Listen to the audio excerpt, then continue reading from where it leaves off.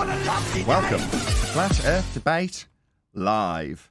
I'm your host, Nathan Oakley, and if you are new to this channel, or you've not done so already, then be sure to subscribe, hit the bell notification icon, and join button if you'd like to become a Nathan Oakley 1980 channel member and keep up to date with the Flat Earth Debate. If you would like to support the channel, there is a super chat that runs alongside each of these shows while they are live, and there's also a PayPal, Patreon, crypto, and thanks button in the info box below the video. Most importantly, if you'd like to join the discussion, simply mute the page you are currently watching, then click the link in the info box below this video to join the panel and express your views on the nature of Earth. If you do join, please don't swear. If you do, you'll be ejected, and if you are, please don't try to rejoin the stream using sock accounts. You'll be warmly welcome back on the next stream. Please also share the show on social media. Sharing the show obviously increases the live audience, but this in turn increases the chances of a more diverse panel, so please share the show on Facebook and Twitter. Now we are joined by 10th Man Rising, the Adam Meakin, Neil Constantino, Eli Freeman, and a whole bunch of people in Discord, so welcome one and all. Wow, full name. Hello, today. good morning. Say good afternoon. Yeah, full name today, why not? Just showing off that I can say it. Any evidence of a physical geometric sphere edge? That's a horizon, formerly known as the curve of the Earth. Well, according to Neil deGrasse Tyson, he has the objective truth on this, but he can't show it. You can't show it because it's not globe-shaped. We don't have Earth curve. The horizon was debunked as Earth curve in 2020. That's 3 years ago. Any evidence of the R value? Earth radius. But he'll go on. Well, everybody knows we live on the globe. The science is settled. I have the objective truth. There's no way I even need to answer this question according to Neil deGrasse Tyson. R value. Any scientific evidence of gravity? Hey, Sleeping Warrior. Hey, Arwin.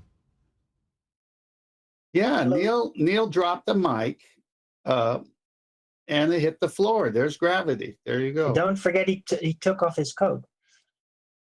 I released a helium balloon and it hit the ceiling. So, did I prove anti-gravity? You're more charismatic. He will never debate you. I'm more charismatic. So that's just buoyancy, Neil. I don't think he was talking about me personally. You know what, Nathan? I was listening to the show from yesterday, and you know that clip that was played of Neil deGrasse Tyson's, and he was describing how sometimes the eloquent or the well-spoken or the guy with the most amount of poise to his vernacular often wins the argument, and that was his authority for not discussing things with flat earthers. And then he went on to then say, "I have the objective truth." The question that I want to ask is, have you ever heard anybody on our side of the topic be described as either eloquent or well-spoken or charismatic or any of the positive words that he used to describe why it is that winning the argument, winning the argument in that way is not desirable? Because all I ever get told, you're a moron. I've got you. What you're asking is the general consensus opinion of flat earthers, as described by Neil deGrasse Tyson, as eloquent, well-spoken, well-educated, capable of winning debates, or is the general consensus opinion of flat earthers that we are brain dead? Yeah, exactly. So how valid is his statement when he says about how eloquent the arguments may be? Obviously, it doesn't apply. I wonder why he would even say that. I was sat listening to when he was saying that. I was listening to the show, and I was making food at the time, and I sat there like daydreaming into my food, thinking, yeah, that is the argument. That all the arguments that we bring to the table, they're all like that, aren't they? But we don't get described that way, do we? No, not at all.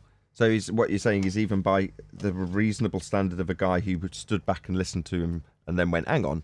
So you're saying that you won't debate flat earthers because of how eloquent and well received they all are, to the point where people might just accept what they say? Oh yeah, that's a real problem that we have. Yeah, it's called being conflicted, because he has to describe it that way to give some credibility to why he wouldn't talk to people like us. Yet when you actually listen to how we get spoken to by these morons, you realize it couldn't be further from the truth. So the validity of his statement is zero. Like, it has no applicability whatsoever. So what is the reason then, Neil? Because obviously that one doesn't apply. Well, it's encompassed in the last question about having an R value and the next question about distance to the sun. So any evidence of the distance to the sun, given that's his specialist field? No. Other It's than the a object light without ray the R sky. But value, back no. to sleeping. Go on 10th then, Adam. But to address sleeping, Sleeping Warrior brought up a good point here. It's like the current reigning World Cup champions, Argentina soccer team, asked to play the kids team of 12-year-olds, and doing the same thing to them is what Neil deGrasse is doing. So basically, the Flat Earthers is the kids team, 12-year-olds. And Neil deGrasse Tyson is the world champ, Argentinian World Cup team winner, who just went through a grueling tournament. And no. I might lose to them because they're eloquent. What? It's about your skill. You're the world champs. Come on, let's see you beat these guys. No. We can't do that because one of them might be more charismatic. I don't like that illustration. The 12-year-old team could never beat the Argentine team.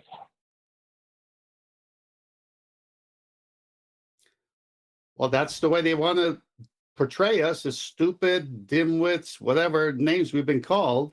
And then when it says time to debate the points objectively, they used that point to say no, because they might have better wordsmith capabilities. Oh, a 12-year-old's going to have better dribbling, better technique than the world champs. Is that what you're saying? Do you know what I reckon had happened though? If the Argentine first team football team actually played, instead of playing kids, if they played the English Lionesses, they'd probably get beat by the girls because the girls' English team is much better than the men's English team. And then the prep talk that would be happening for the men's team in the World Cup would be given by the women's football team rather than the other way around that have never won anything yet. They were giving the women a prep talk, which I found What a load of hilarious. woke nonsense. Go on, Adam. What?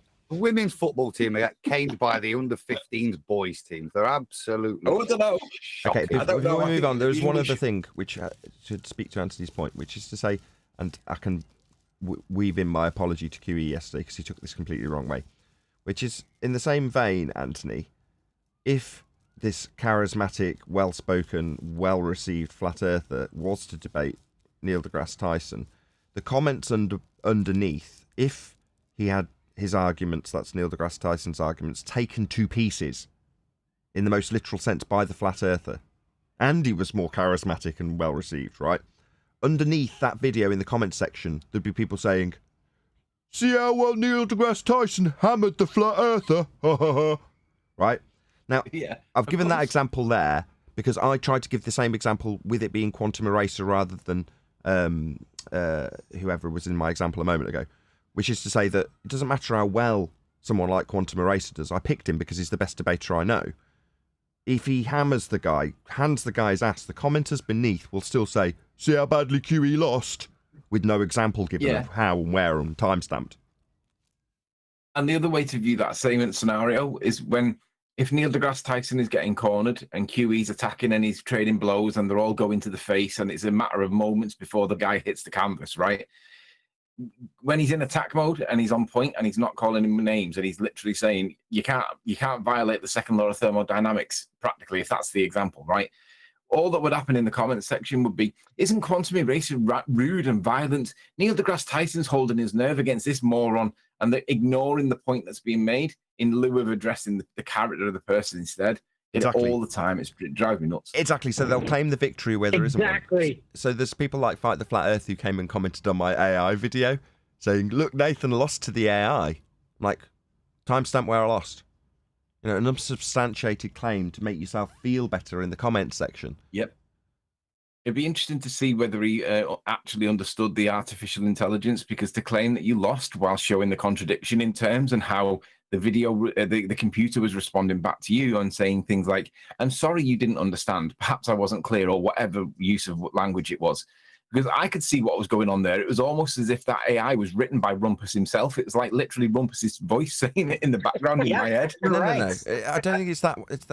The resource material that the AI has is the same as the resource material that I have when I go and check what I'm up against. Right? So if I'm going to find out what is a claim that's being made to me by a globe believer, you just do what they do. When we call them wiki parroting pretender clowns, be that wiki parroting pretender clown to find out where they've gone to get to that point. And you very quickly find that the contradictory doublespeak, just type in Coriolis effect, type in Coriolis force into Google, a search engine, or any search engine, and then go to the first couple of results that have been picked to be first because they're contradicting themselves with weather patterns. Or in Wiki, where it's describing reference frames that aren't non-inertial and inertial, but actually giving you actual deflections. You know, it's a contradictory doublespeak that's presented to you that has been refined, and that's the resource that the AI has. The only difference between you and your comparison with Rumpus is that the AI can do it much quicker. But as far as I could tell, it was no different to dealing with anybody in the chat. I'm not suggesting the people are chatbots. I'm saying that they've got the same resources, and they often do a worse job than the AI. It's just much more refined, the AI is, and quick. It can rattle off that double-speak contradiction to the point where I can highlight it in a video nice and concisely, quickly, without rumpusing me or obfuscating the point, saying, I apologise for my contradictory doublespeak that I just put forth. The reason for the doublespeak is because this bit contradicts that bit. Now let me reiterate the two bits that aren't in conformity with one another again. That's what it did. Very useful for me. But if you read that as a globe believer and go, oh, Nathan got lost. No, I got all the rhetoric that we've had for the last 5 years parroted off to me in the quickest, most concise way it could be, along with the contradictions and doublespeak that I can highlight alongside it. Just all it was is concise. Actually, I'm going to ask the chat something. Sorry to waffle on, guys in the panel. We will do the rest of the housekeeping questions in a moment. I want to know from the chat, right? Type 1 into the chat if you would be interested in me releasing the currently members-only videos that are literally just an edited version of me typing to AI and the responses I got in full. In other words, they're edited, but all of the back and forth is there. It's just not endless bits of me typing slowly on an iPad keyboard. Now, I think that they'll be dull. As videos, they are dull. It's just reading what I've typed as I type it, and it responds. Now, the videos that have gone out, there's another one that I released this morning, which is AI knows space is fake. Do you? That's the title of the video. Now, that was after about 2 hours of conversation and about a day of editing down to these 4 videos that are members only. One is yet to be released even to the members. Part 4 will be tomorrow, by the way, if you remember. I want to know from the chat. Type 1 if you would be interested in reading those scrolled up chats with a bit of music behind them. Or type 2 if no, actually what you've put out so far makes the point. You've hacked it down from a couple of hours to 2 or 3 minute videos, 2 of them, and that's enough. Let's move on. Yeah. So 1 if you're interested. 1 so far, except for Central Goat, who types 3. No, I've got people typing 1 and members as well, which is interesting because they've already seen part 1 and 2 and 3. Is it up to 3? I think we're up to 3. Nathan, it's a 2 for me. I don't think you need to do the longer version of it. But what you were saying about Coriolis force and Coriolis effect when you do those searches and find out it's all doublespeak, unless you know it's doublespeak, you don't realize it. But now that we all know that, the exact same thing happens with gravity. You can search for gravity on the surface and find that it's a force, and then dig below that and you realize that it's not a force. And then when you dig below that, it's not the bending of a conceptual space-time either, even though that is the current position. You realize that it's all doublespeak and nonsense. And what it is they've got to overcomplicate the topic, because the simple fact is that it is the medium that governs the direction and the rate, and you can calculate it if you really want to, but you can demonstrate it real world. But until you know that there's a contradiction or there's a doublespeak or there's an application of sophistry, you don't realize it's sophistry until you're told. Well, now you are told it, and you can listen to it and view it and research it all by doing what you just said, going onto Google, typing in Coriolis force, and then going onto Google, typing in gravity, and all of their main topics are all doublespeak, like obfuscation tactics. But until you know it, you're just going to accept it on face value because, well, It's the argument ad populum, isn't it? It's like the one that everybody thinks is true, therefore it is true. Well, now you know it's not, and then you realise, and then you see it everywhere. You can't unsee it anymore.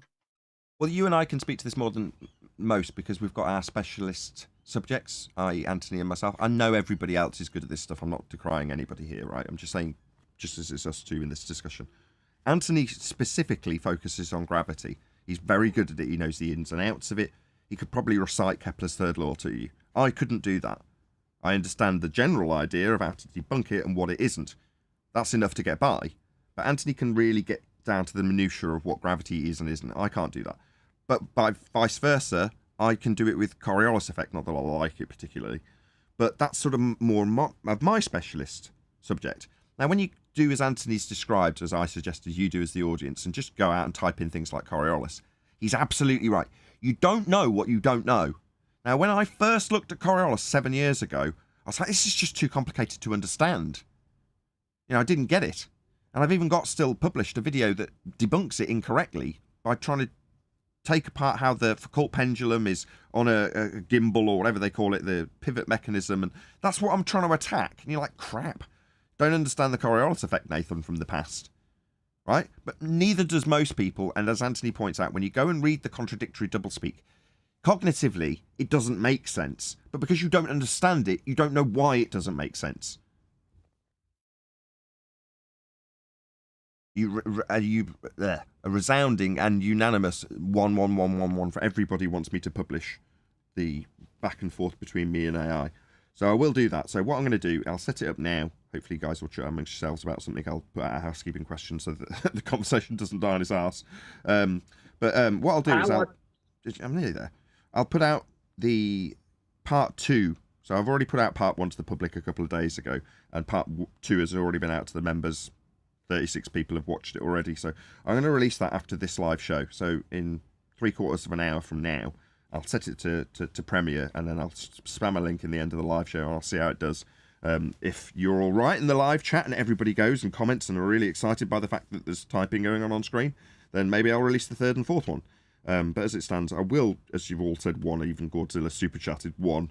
I will release that at the end of this show. So the public will get to see my back and forth discussion on the Sky Vacuum. So the video is called FE versus OpenAI Part 2, the Sky Vacuum. And it's got a picture of iRobot in the thumbnail. So go and check that out. As I say, I will spam the link. Should I put out another housekeeping question, or did Darwin want to pop something in enough to fill 2 or 3 minutes while I get this set to schedule? I want to respond to Tony. Tony, go ahead. So you poo-pooed him when he said rumpus. Well, that was the same thing that I caught, Tony, down to yesterday, the AI giving the exact same rumpus contradiction, which was that the second law doesn't apply to the Earth. They are the most condensed and concise and point out their contradictions in a clean and politeful manner, anti-flat earther I've ever known. And they what's the phrase? They have superseded the real anti-flat earthers, I think, because they're a lot easier to deal with, the AI, and we get the same answer in a much more concise manner. Yeah, there's no rumpusing. They programmed there's it no based on obfuscation. Sorry, go ahead. I'm just saying they programmed it not based on rumpus. They programmed it based on me. Maybe. Well, yeah, I would say Yeah.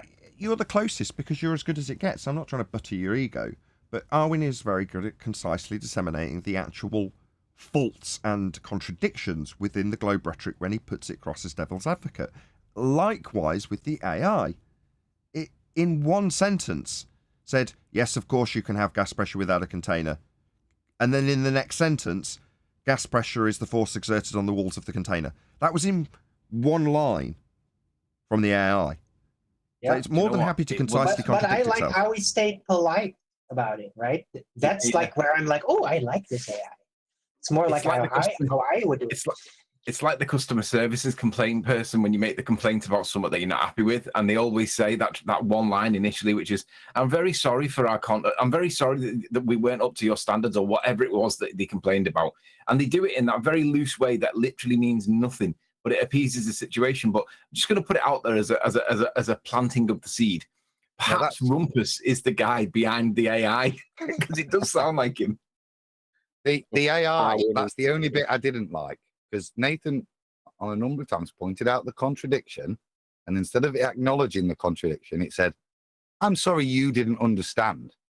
Was the only bit. It was added. It didn't recognize its own contradiction, and they blamed the reader.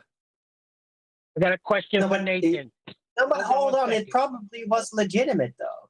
It legitimately thought, like, no, you're not understanding the information, but it didn't take into consideration the judgment of the integrity of the information. So it was trying to, like, yeah, these ends don't add up, but this is all I got to go with, and I'm going to do it the right way because I'm programmed to. And oh, you didn't understand my readout. You didn't understand how it is contradicting, but I have no other option. Well, here is what I can do with that. That's what I think it was doing. It wasn't patronizing. It was totally patronizing. Yeah, Yeah, it was.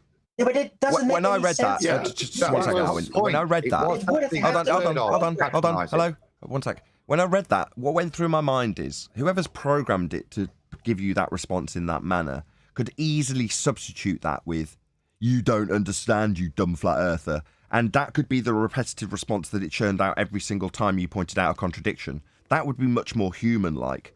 But it's just a substitution, one for the other. "I'm sorry you don't understand my contradiction" isn't what you got. You got "I'm sorry you didn't understand." Did was you my get point. an answer? No from the recognition. timestamp? It's like, It's ambiguous. I mean, No, it's not. It totally put the blame on the reader for not comprehending the text. You don't understand is what it said, as Nathan says, yeah? That But was a it's human not- saying that. He said it in a polite way. "I'm sorry that you don't understand." Yeah? It's totally patronizing. That's the right word, Owen. yeah, but that's a human trait to interpret it like that. Let me explain why. It's not concerned with that. It would have to be specifically programmed to have that separated sensation, that sentience. It doesn't have that. It's didn't say only, it hold was. on. It's only programmed to mimic human behavior to be Yeah, more human. I understand its It's not a limitations. simulate I'm not of a human discussing being. that. I'm saying the text it uses, what it's written, what it's been programmed to respond when you point out a contradiction, is to not recognize the contradiction and to blame the reader for lack of comprehension. Even though there's a clear comprehension that the reader has just pointed out, it doesn't recognize that, goes back and again, gives that same text, which is patronizing because it's blaming the reader in the way it was programmed. Well, maybe it was programmed to project because it literally doesn't have the complicated faculties to contemplate the situation of the information it's being fed being that's not what Adam's saying. Do you understand? That's my not what point of Adam view? is saying. It isn't what Adam's Yes, saying, but it's yes, also a you're point. on a whole Hold on, different- before I lose control again. The point Owen's making is it's not designed to be anything more than a glorified compiler of search engine results to disseminate them in a human-like fashion to you. That's all it is. Arwen's saying it hasn't been programmed to contemplate contradictions and then calibrate for or recalibrate its programming for the contradiction. It's just designed to disseminate the information. And as far as it's concerned, it's right. Therefore, the pre-programmed response is that you haven't comprehended it because it's not wrong. It's just delivering information. So therefore, why wouldn't it tell you that you haven't comprehended it? It's delivered it to you, hasn't it?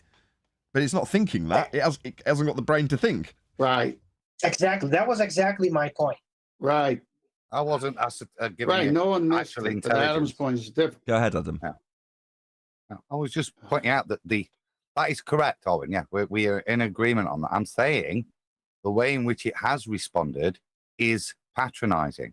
There's no assumption that it could be wrong. It doesn't say, yeah, well, a feedback request or done. It just assumes it is right. And the language it uses to tell you that is to tell that you have not, I am sorry you don't understand. Not I am sorry I've not delivered it correctly or that there may be a contradiction. It assumes it is right because it is a program, as you say. But the text that the programmers have used is patronizing. Okay, we've dwelled on I this think enough. it's an aberration. And I think it's like and reaching. it came out that way. Oh God. I do understand how humans would absolutely interpret it like This that. is a And I mean, psychology it's show. not programmed to admit that it can be wrong. Okay, who cares? It's not a I psychology just show. had Who one cares? question I wanted to ask Nathan. Go ahead, Neil. I'm still trying to get a point in. Go ahead, 10th, then Neil. All right. My goodness. It's like reaching a resolution department when the product isn't performing the way it's supposed to. They're very nice to you. They say, okay, what's the problem? Okay, let me look into it. Can I please place you on hold for a minute? And it takes like forever, but they're very nice. And so this AI is programmed to be very nice and miss the contradiction. Okie dokie. Now, Adam, you said you wanted us to cover Mind Shock today. Now, there's been some... Am I Essentially. what? Go ahead, Neil. I'll let Neil go, otherwise we'll be in trouble. I just wanted to know if Fight the Flat Earth time-stamped where you were wrong. Or did he just ignore you? I don't know, Neil. I wasn't wrong. I was being presented with the same information I've been presented with for 7 years. To an AI bot. What's he going to do? Go to the timestamp where I was shown to be contradicting myself? And I wasn't, Neil. So he's not going to. Okay, that's all. Make the audience hear that. Okay. Do I need to? I think more of my audience than that. I know they're not thick. The people who want to believe that in my audience. You want me to Maybe it's reiterate that? somebody new. Oh, God. Just read that super chat. I don't have to, because it's back and forth with Neil's not possible. I don't know if it's his connection. Shout out to Godzilla37. AI here, you are totally misrepresenting me. I didn't say that. You just don't understand. Yeah, that's what it could have put instead of, I'm sorry, I didn't make that information clear enough, or whatever it said. Yeah, it could be substituted with exactly that at the beginning when you say, no, that's contradictory, or no, that isn't correct, or no, gravity isn't a force pulling anything. You know, I'm sorry that I wasn't clear enough. I'll say it again. Then I'll be clearer. Thanks for the super chat, Godzilla. Just as 100 people watching, jolly good stuff. Thank you very much to all of you. Smash the share button. Really appreciate the support. That's the only reason there's 100 people watching. So if you have shared already, thank you very much indeed. If you haven't, please smash the share button. That's how we end up at the end of the live show with about 120 people watching of late. So that's brilliant compared to the recent numbers, which have been awful. So thank you very much if you shared. Please share the show if you haven't. Also, I've pinned that AI Part 2, the Sky Vacuum. So FE versus AI Part 2, the Sky Vacuum, with a thumbnail of iRobot. So go and check it out. It's pinned in the live stream comments. So you can go and check it out. There's an advert, the trailer, is the other video that I released this morning, which is the 1.5 minute narrated clip of AI admitting that you can't have gas pressure without a container. So check that out, and that's what you get as a preview if you go and click on it now. Obviously, come back to the live show, but then when the live show finishes in about half an hour or so, just go and watch it. I'll spam the link when it comes to the end of the live show, or hopefully Divergent Droid will spam the link as I'm rounding out the live show, and you can all go and check it out. We'll see how it does. You might get a part 3 and 4, which have already been made, and part 4 is getting published to the members tomorrow. They might come out too if it does particularly well, which I don't expect it will, and neither does Anthony, but we'll see. Okie dokie. Should we carry on with housekeeping, or, as I was going to ask Adam, although there's been some detractors to doing a Mind Shock again, did you want to do it? Yes, and I'm glad Tony's here. Because what I found interesting was how you and Brian were reacting instantly to every little nuance, how you deal with it differently. And that's not how I viewed it when I listened to it. I did say, I did think you might jump on bits and said, just let it play. But the purpose of me bringing it was really just to show a different style. It isn't necessarily right or wrong, but to me, yielded great results. And a little bit in terms of what we were saying yesterday, in terms of changing tact a little bit, not necessarily direction, but tact of dealing with people. I think it could be quite useful. It's maybe a little frustrating to some, but not everybody's as tuned. And I think the slow method he does is quite useful. You got a link? Yeah, I've put it in Master B, just above Tim's picture. Okay. Where did we get to? Do you know? About halfway, I would say, didn't we? Okay, we'll go with that then. About Oh, halfway. randomly there, yeah, because it is a bit slow.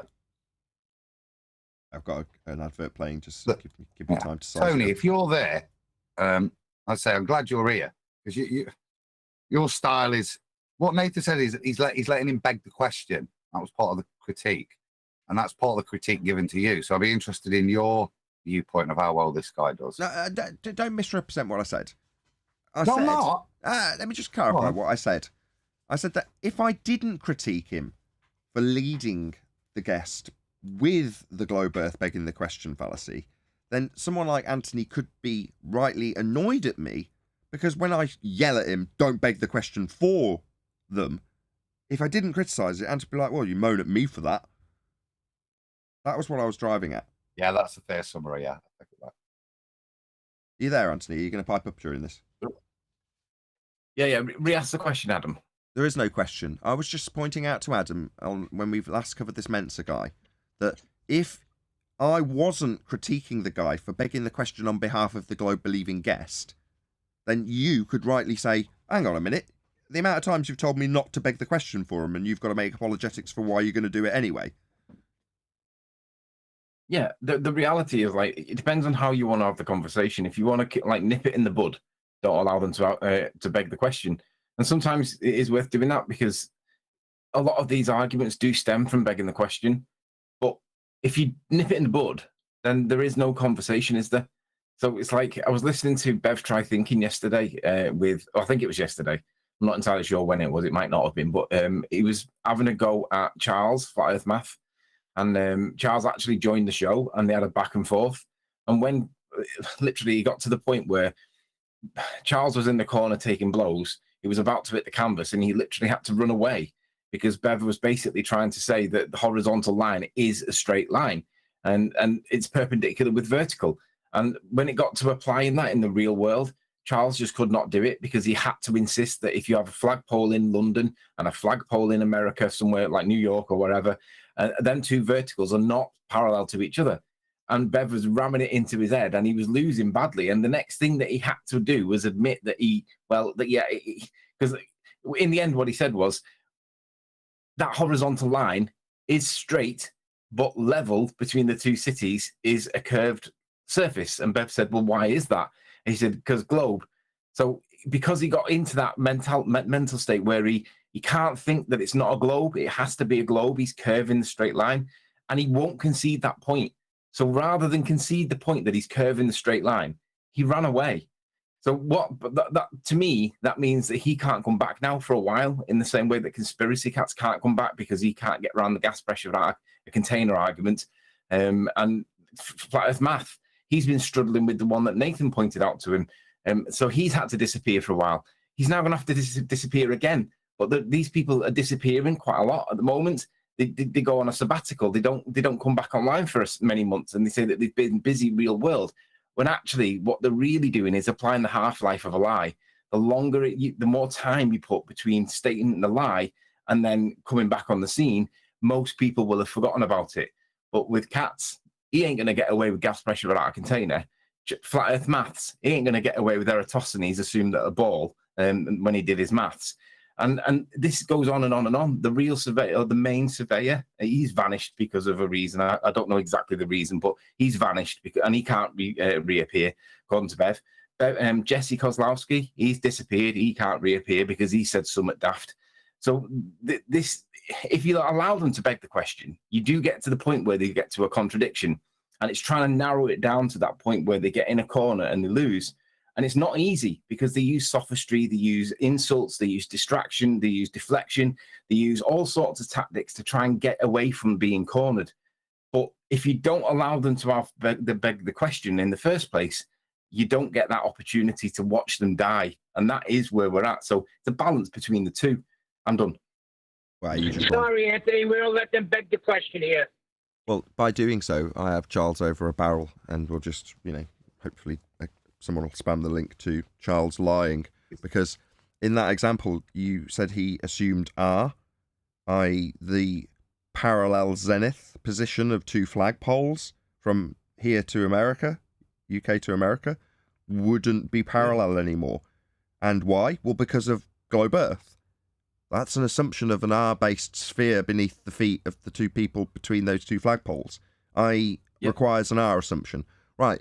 Charles is on record with super chats flowing into his show when I went off my, what is it they call this, echo chamber? Yeah, when I went to Charles on Charles's neutral platform, he muted me when I got him to admit that he does require the use of an R value. Because he was telling his audience, this is why he disappeared last time, that it wasn't required. Lying. Now, the moment I got him over a barrel and admitting that, yes, he has absolutely used R and assumed it because he needs to, I begged the question, Anthony. He had to mute me, shut me down, and, basically do all the things I'm criticised for doing here. Not that I do. When someone's getting me over a barrel and I'm muting them as I'm getting them over a barrel and they're fundy muting and chanting through the conclusion of their defeat. Charles muted me when that happens. That's why this platform exists. But for all those people who think that, oh no, you just don't go on quote-unquote neutral platforms. A civil discussion was the name of the show Charles hosted, with me being muted when pointing out that he lied to his audience who were paying him to lie and affirming his lie in super chat form. Yeah, see, Nathan's wrong, we don't need R. Oh, right, well, there's Charles in rebuttal to Bev telling him that he just assumes R to get around the problem. Yeah, so even the last bastion of a defence for Charles is to assume R, making him a proven liar. He always was. I proved it by not letting him beg the question. So this is the difference, I think, in terms of what I'm presenting. This is not a debate. This is two friends talking. So instead of like trying to win the debate by smashing the door open, there's flat Earth. I think what's happening here is teaching the guys that this Mensa guy to pick the lock himself. He's giving him the key, the lock picking skills to undo this himself in a much more efficient way. So he's not arguing. There's no debate. He's getting him to agree on some principles that are going to eventually wreck his own head because he's an intelligent guy. That's the difference here, and why I would be asking for the allowing to the permissions we've mentioned. That's the purpose, because it's a very different scenario to debating Charles Flat Earth math on something. It's not a debate. If you listen to this, it's a. I won't say manipulated, but swayed. Yes, I had. All right. Well, since developing your IQ, where are you at right now? I have to do more personal research, but on a middle ground, in truth. I mean, I know I have heard about the moon landings and the picture of that all being fake and the moon itself fake. But did we already cover this? I think we're about another 5 or so minutes in, weren't we? This is where it's getting annoying and begging the question, isn't it? But you see, to me, these are points when you're dealing with a normie. I'm happy chatting about it and going into. You don't even have to go into flat Earth. You can convince somebody that that's a place they've been lied to. It's not a bad starting point. Actually, into Scientism. Just in 2015, Nathan, we used to have a saying where you'd say, if you can't convince them that the moon landings were fake, don't carry on talking to them, because if you've not got that thing, so it's a good grounding to see the barriers you're going to have to deal with when you're debating someone. The moon landing is a good place to start. Evidence, very good evidence. I think that would probably shut the flat earthers up. What do you think? I would like to believe that it would. Although at a further point, you'd probably have to do it twice. You'd have to do it horizontally and vertically, and you'd have to have verification at all sites. Indeed, I would agree with that wholeheartedly. And put a camera. You know what else would be cool? If you did that, put a camera through each one all the way through. Indeed. So that would be good evidence. Okay, now on the flip side, what kind of evidence would you require for the flat Earth geocentric model to be true? Part of me feels that the same methodology should be able to apply. Because, I mean, I'm imagining if it's considered a flat Earth, that would mean that Well, the shape wouldn't matter, I guess, in this case, square, circular, or whatever. So there's two main models of the flat Earth that I've seen. I mean, I'm sure there Shout out to Multi Tom Tom. It says, New Year, new super chat. Thank you very much indeed for the support. Really appreciate it. are others, but I think the two most popular ones. Well, I went, ugh. Yeah, and quite. But listen to the context he's talking. He's talking third person. Yeah, he's talking about flat earthers, and he's luring him in, isn't he? He's luring him in to try and create a validation, because I think we've probably skipped over the bit where he's said, I like empiricism, hasn't he? And he's put it to him, how are you going to validate this? Are infinite plane Right. and snow globe encased with some kind of firmament. So that would be or I guess it could still be on an infinite plane, but Insert obvious Nathan objection here. We'll carry on. the globe, the dome over the flat Earth would not be infinite because it would be finite. Indeed. Then that actually makes me think about, again, if you really did live in a dome, you would have to come to that point and then be stopped by either said invisible wall. And have you heard? Okay, so you're not that familiar, I guess, with the flat Earth argument. So they point. Sorry, did he just say you'd have to reach a point and then be stopped by invisible walls? Was that his response? Mm-hmm. Look, now this bit, I want to cite Nathan Oakley as a defense for allowing this. Nathan Oakley, I don't have a problem with Mark Sargent saying these things to newbies to open their minds up, to get them to start thinking about it. And I don't, and this is what I see is happening here. A very intelligent man. No. Stop. I'm not critiquing Mindshock. I'm critiquing the Mensa guy. What he said was, there's going to be an invisible wall. That's what he said. Could be. Could be. Why would the wall be invisible? I've got a Mensa guy postulating now about the possibilities of flat Earth. I'm happy at this point. Yeah, I'm not thinking, oh, I don't want to go down that path. I'm thinking, loving it. He's opened his mind up. He's now exploring possibilities. Yeah, but to claim an invisibility wall, that would immediately mean, so there's things visible beyond it then. So there's something beyond it then. I mean... Arwin knows where I'm going. Exactly. I don't want... Right, so this is the point. I don't want to go down into the feast of nonsense with him. I'm happy at this point to realise that he's opened his mind up. I can move on.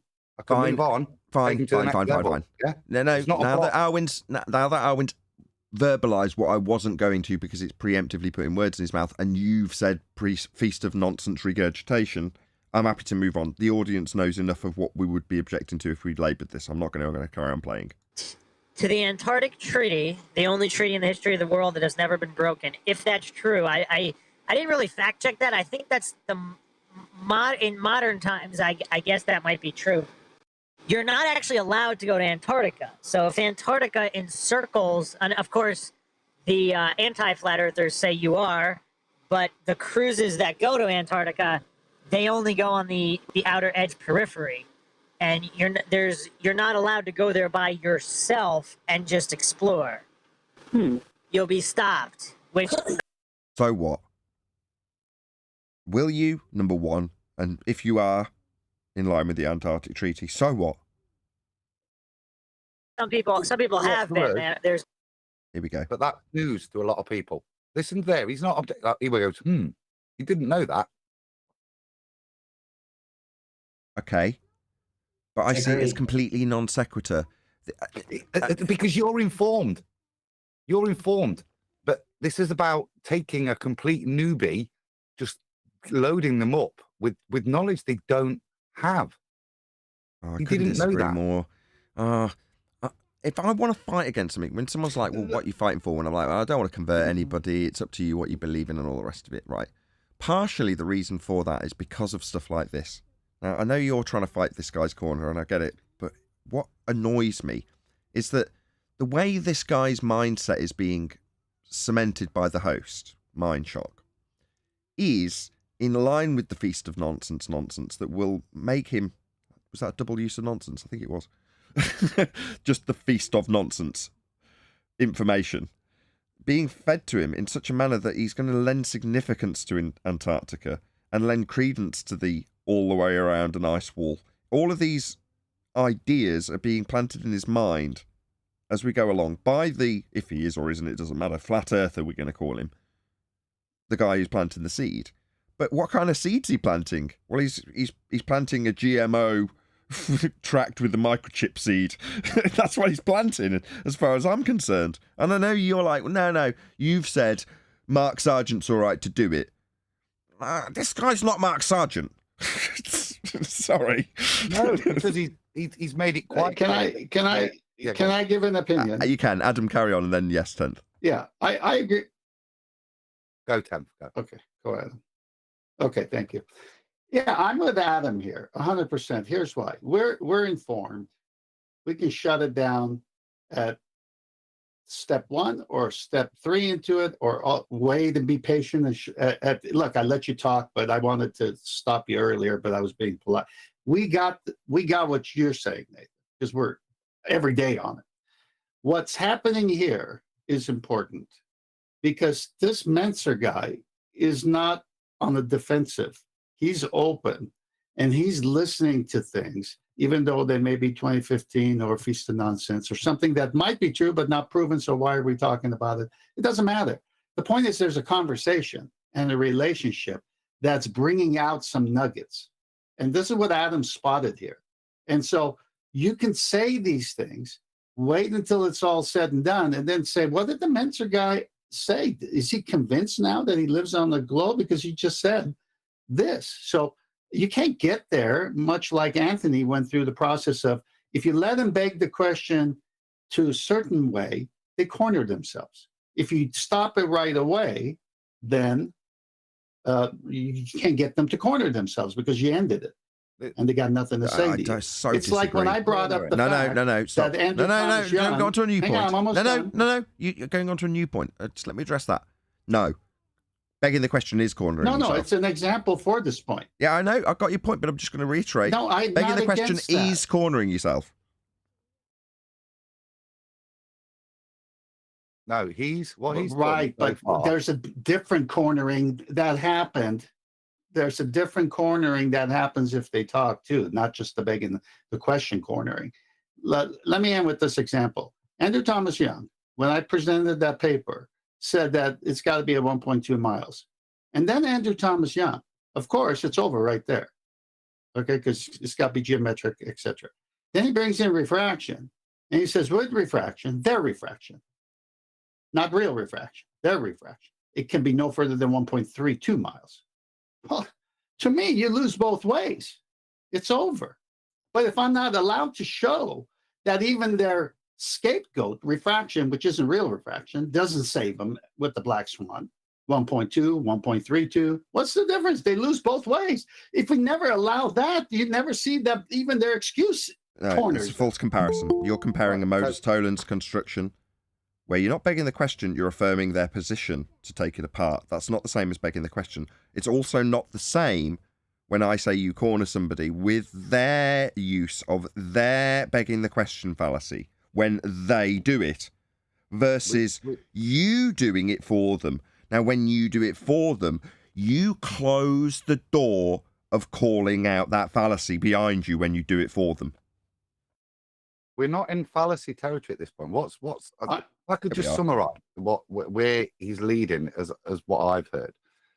The first bit where we started, it missed the bit where he asked him to describe how empirically he was going to validate his globe. He then said, how would you do it on 5 foot? Saying using the same equipment. He then goes to point out that his empirical way of doing it, and this is why he raises the South Atlantic Treaty, is to point out that whilst he thinks he could just do that, no, you can't even go there, mate.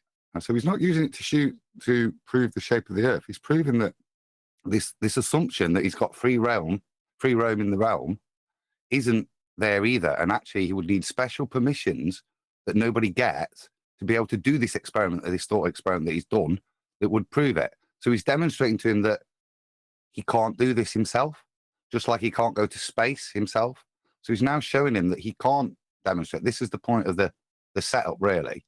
It's not the North Atlantic, the Antarctic Treaty being a proof of Earth. It's just demonstration that the empirical way he thinks he can validate it's not Perfect. as simple as that. No, as we talked about it in the pre-show, right, when I was asked why would you say you haven't got a horse in a certain race? In this race, I have got a horse in it. Now, number one, I want my panel to fight his corner for all the positive virtues of what he's doing. And I do want to be the detractor and say why he's bad and wrong and should be doing it differently, so that it is all heard in context. Now, I want it to be made clear as well that while I'm taking that knife edge sharpening attitude towards the way he's disseminating this information, it's so that what you get as an audience member is hyper refined, as well as with the apologetics of, well, no, there's more than one way to skin a cat here. I've had plenty of debates with Anthony about this, and there is, and I don't disagree. And in the same way I would, not in the middle of a live show where we're trying to make a point and be on topic for Flat Earth, I would go, yeah, great job. If I was just watching this, I'd probably be, nodding along in the same way Adam's trying to disseminate to me. And it's not to say that I wouldn't also do the same thing. But that's not what we do here. This is a live show about Flat Earth debate. So in terms of at least one person, if I wasn't doing it, I'd hope somebody else was. And I was going, no, but this is a great video because he's getting the guy to agree. I could be playing that role here. I just don't want, if Mindshock specifically was watching it back, to go, my God, the guy thinks I'm crap. No, I don't. No. Don't get the wrong impression. We're refining the edge of the blade, and it's very sharp already. So, don't mistake our high standards for a critique that isn't worthy. It is, and I am still right. And so is Adam, though. That's, the most important point here. We'll carry on. It's that juxtaposition, Nathan. That's why I wanted this video on. Yeah.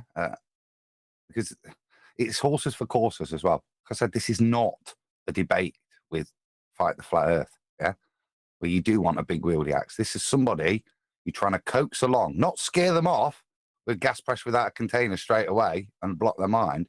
You're trying to make them think. Like you reserve for friends, not debates.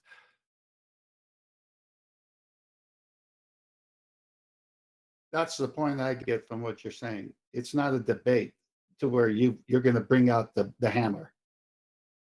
Okay, I will do later on. Just 1 second. Just a quick shout out to Blue Ridge Ranger, who says, because Nathan said Creedence, in quotes, the greatest American rock band.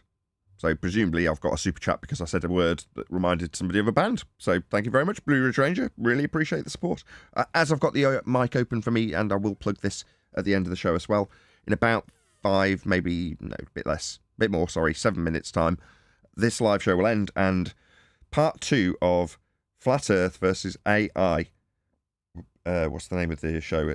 Sky Vacuum. Yeah, will come out. It's pinned to the top of the live stream. Hopefully, it'll get spammed by one of the mods when the show's rounding out. But go and check that out. There's also a preview attached to it that is a video that's already been released that you can see separately. But save you the bother if you go and click on it now. Obviously, come back. Great that we've got 112 people watching. Fantastic. But yeah, check that out once the live stream ends. Right, guys. You want to finish it, Nathan? You want to finish the Creedence line? Did I not finish it? No, you guys have Clearwater Revival. You might get some more super chats. What if I say it?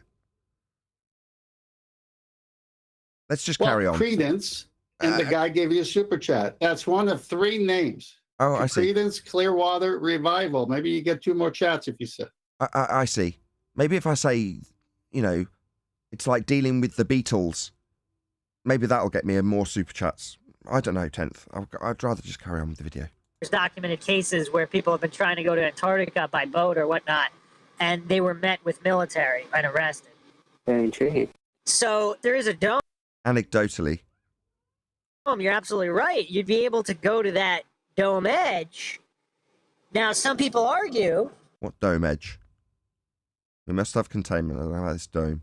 If the flat Earth model is true and the dome is true, and it was artificially created to prevent humans from traveling that far, for example, would you have temperatures so cold that you wouldn't survive long enough to reach the edge of the dome? And would the oxygen deplete so severely that you would never be able to travel high enough to reach the dome? It would be a great defense.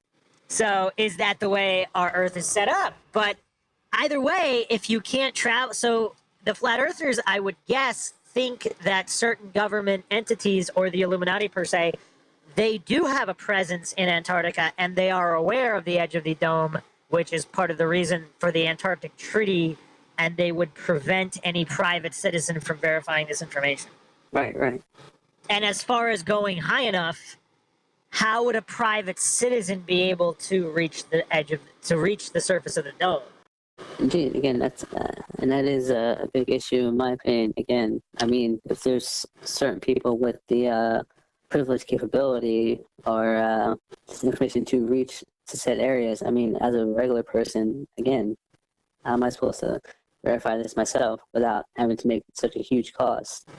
And as we pointed out before, I mean, it is kind of strange how the most heavily indoctrinated are so heavily triggered by anyone even questioning the shape of the Earth. Like, even people that are saying, oh, I'm not sure, those indoctrinated into the cult of authority worship because they just believe, like, if you went to school for something and you spent all that, like Neil deGrasse Tyson, like, let's say the Earth really is flat.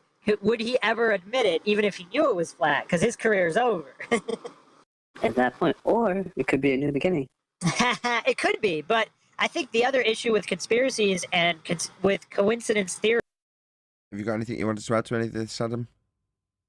Other than he's now accepted, so he's gone through that with a little bit of anecdotal. It's not necessarily direct related, but it is verifiable. The information is given him, and the MENSA guys come to the conclusion that it's going to be very difficult for him as a private citizen to be able to verify this himself.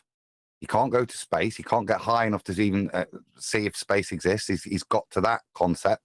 It's not even, he's happy to work in that flat earth model, as it were, to, imagine what's going off, what he could do if both models, how can he do this? And he's accepted that fundamentally for a private citizen, he's at the whim of what the government tell him. Theorists is they are so egotistical, as Mark Twain once said, it's easier to fool someone than convince them they've been fooled. So I think a lot, and of course the pride cometh before the fall, but the hubris is so extreme, especially by so-called professionals, because Neil deGrasse Tyson is supposed to be this leading astrophysicist. How silly is it if he got hoodwinked and he was basically tricked into believing in the heliocentric globe model when the flat earth model is true? Is there any way that he comes out of this not looking like an idiot? Again, this would require, in my opinion, a spin doctor. That's a good one. But also, again, if usually, again, the way a person decides to approach a scenario always, in my opinion, has a big influence as to how people will perceive them afterwards. I mean, if they're afraid of looking like a fool, they'll more than likely end up acting in every way that will lead to them looking like a fool. So the person who is willing to admit that, again, this is the information that I was given. I find that quite interesting that the MENSA guy, that if he knows he's lying, he's going to end up looking like a fool. We've just spent yesterday demonstrating Tyson looking like a fool. Is that a nice prediction of how somebody will behave that we've been demonstrating? He's not sat and done a NDT video critique, I wouldn't have thought. He's just stated, and it matches what we've been demonstrating. It seemed very good at the time, reliable and trustworthy. It's exactly what I was thinking. Go on. Yeah, it's what Adam just commented. My mind went to yesterday's critique of Neil deGrasse Tyson when he said that. But earlier, he said, it might be a new beginning. Notice what Adam is catching here and trying to share with us is that this guy is not in a debate. And he out of his own mouth said, well, if we found out all this stuff, then, hey, good news. It might be a new beginning. He didn't act like a baller. He didn't act like someone who's going to fight you. He's open. He's now when he gets our arguments, the FED refined arguments, it's going to be a headache for him because he's already opened the gate. That's quite funny because in the comments, I did say that one of the commentators in the video halfway down says, why don't you try this guy next time with some of the FED housekeeping questions. And I think by the time next time you meet him, he's ready for that level. Like I say, he's open and he's listening and he's softening up. Perfect. Okay, with that, I'm going to say if you are watching this live, then there's a link in the live stream chat to FE versus Artificial Intelligence Part 2, which is the Sky Vacuum. So that's going to be premiering in the next couple of minutes. So go and check that out if you are watching this live. However, if you're watching this on either premiering stream, then stay tuned as there will be an after show to follow. I've been Nathan Oakley and I will see you all in the next video.